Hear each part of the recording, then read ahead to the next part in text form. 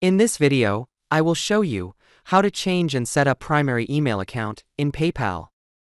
So let's begin the video. First, you need to sign into your PayPal account. And next, click the profile name in top right of the screen.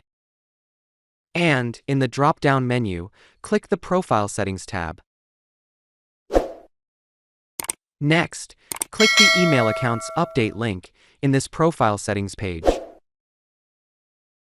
Now in this page, we have two email accounts, and this is the current primary email account. To change and update the primary email account, we need to click the Update link of the current email account. And next in this page, under New Primary Email Account, we will need to select the other email account to set it as the primary email account. And make it the primary email account. And done changing the primary email account in PayPal. With this, we have come to the end of this video. Please like, comment, and share my video if it was helpful, and do not forget to subscribe to my channel to get updates.